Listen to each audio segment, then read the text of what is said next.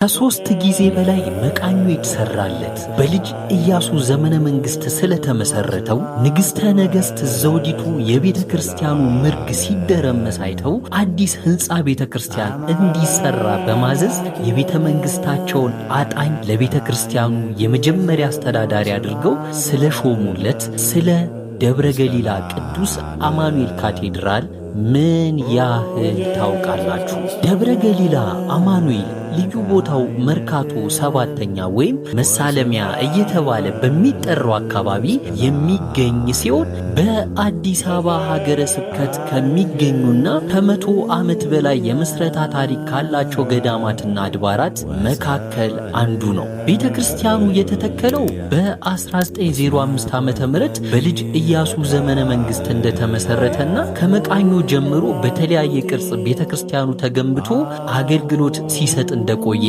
ታሪኩ ያስረዳል። የደብረ ገሊላ ቅዱስ አማኑኤል ቤተ ክርስቲያን የመጀመሪያውን መቃኞ ያሰሩት ፊት አውራሪ ሀብተ ጊዮርጊስ ሲሆኑ ጽላቱ ደግሞ በጎንደር ክፍለ ሀገር የነበረና ከዚያም መጥቶ በቅድስት ሥላሴ ቤተ ክርስቲያን የተቀመጠ ነበር። ከዛም በኋላ ፊት አውራሪ ሀብተ ጊዮርጊስ ያሰሩት የመጀመሪያው መቃኞ ለአገልግሎት ምቹ ስላልነበር ሁለተኛ መቃኞ ድጋሚ ተሰርቶ ታቦቱ እንዲገባ ተደርጓል።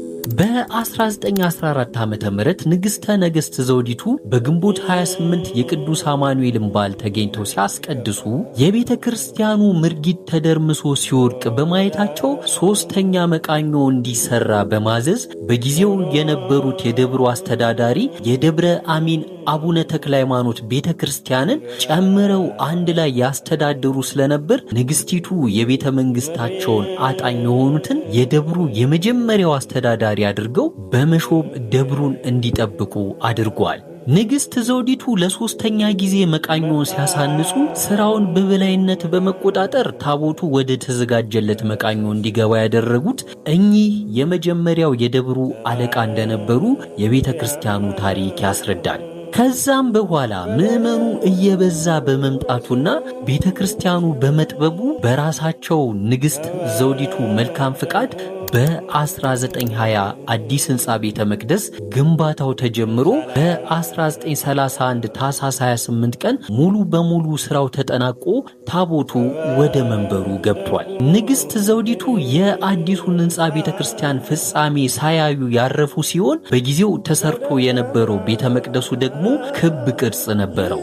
አሁን ያለው ቤተ ክርስቲያን በጥር 28 ቀን 1969 ዓመተ ምህረት በብፁዕ ወቅዱስ አቡነ ተክለ ሃይማኖት የመሰረት ድንጋይ ተጥሎ ግንባታው የተጀመረ ሲሆን የወቅቱ የቤተ ክርስቲያኑ አስተዳዳሪ በነበሩት በሊቀ ሊቃውንት ንቡረ እድ አባ ተፈራ መልሴ አስተባባሪነት በምዕመናን ርብርብ ግንቦት 28 ቀን 1978 ዓመተ ምህረት ተጠናቆ በብፁዕ ወቅዱስ አቡነ ተክለ ሃይማኖት ፓትርያርክ ርዕሳነ ሊቃነ ጳጳሳት ዘኢትዮጵያ ቅዳሴ ቤቱ ተከብሯል።